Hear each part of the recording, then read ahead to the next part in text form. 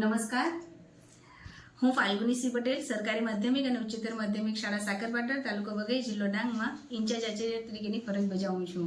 અમારી શાળાની સ્થાપના ધોરણ 8ના વર્ગથી 2007માં થઈ હતી. આજે અમારી શાળામાં ધોરણ 9થી 10ના વર્ગો કાર્યરત છે. અમારી શાળામાં છેલ્લા 5 વર્ષથી વોકેશનલ ટ્રેડ અંતર્ગત એગ્રીકલ્ચર વિષય શરૂ કરવામાં આવ્યો છે અને અમારી શાળામાં છેલ્લા 2 વર્ષથી વિદ્યાર્થીઓ ધોરણ 10ની બોર્ડની પરીક્ષા એગ્રીકલ્ચર વિષય સાથે 100%ના પરિણામ સાથે પાસ કરી છે. 1 વર્ષ ધોરણ 12નું બોર્ડની પરીક્ષા પૂર્ણ કરી અને તે પણ 100% પરિણામ સાથે સારી સફળતા અમારી શાળાના વિદ્યાર્થીઓને પ્રાપ્ત થઈ છે. વોકેશનલ ટ્રેડ અંતર્ગત એગ્રીકલ્ચર વિષય શાળામાં જ્યારે શરૂ કરવામાં આવ્યો ત્યારથી વિદ્યાર્થીઓ ખૂબ જ સારી રીતે એગ્રીકલ્ચર વિષયની અંદર મહેનત કરે છે અને અમારી શાળામાં કિચન ગાર્ડન બનાવવામાં આવ્યું છે. વિદ્યાર્થીઓ ઇન્ટર્નશીપ કરે છે અને વિવિધ કૃષિ વિષય અંતર્ગતની જાણકારી પ્રાપ્ત કરે છે. વિદ્યાર્થીઓ જ્યારે એગ્રીકલ્ચર વિષય સાથે સફળતા પ્રાપ્ત કરે છે ત્યારે ભવિષ્યમાં તેઓ પોતાના પગ ઉપર ઊભા રહી શકે એટલા કાર્યક્ષમ બની શકે છે. આ વિષય દ્વારા વિદ્યાર્થીઓ વધારે ને વધારે સફળતા પ્રાપ્ત કરી પોતાના જીવનમાં આગળ વધે અને પોતાના પગ ઉપર ઊભા થાય એવી શુભકામના.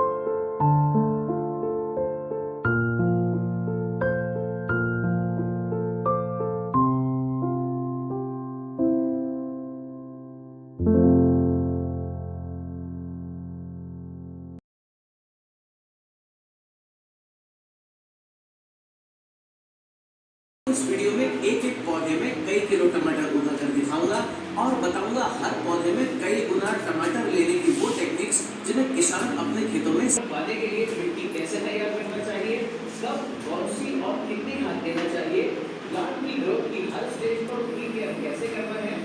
वीडियो के आखिर में मैं बताऊंगा कि टमाटर सीड्स ना मिले तो आप फ्रेश टमाटर के बीज निकालकर उनसे भी टमाटर के पौधे उगा सकते हैं। इसके लिए आपको चाहिए होगा पका हुआ अच्छी क्वालिटी का लाल टमाटर। इसके बीज को बाहर निकाल लीजिए। अब उन्हें स्टील की छलनी में अच्छी तरह से गरम कर धो लीजिए जिससे बीज के ऊपर का सारा फल पूरी तरह से निकल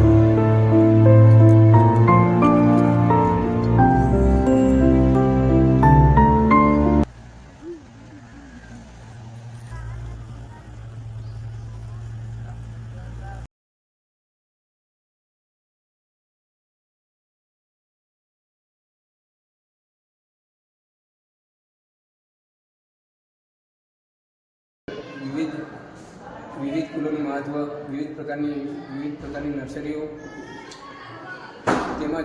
તેમજ નર્સરીના ફાયદા, વિવિધ પ્રકારના ખાતરો અને એમનું ઉપયોગ વિશે જાણવા મળ્યું છે. વિવિધ પ્રકારના ખાતરો આપણે ઘરે કેવી રીતના બનાવી શકીએ તેના વિશે જાણવા મળ્યું છે. મારું નામ પવાર નીલમબેન અરુણભાઈ, હું 11મા ધોરણમાં ભણું છું.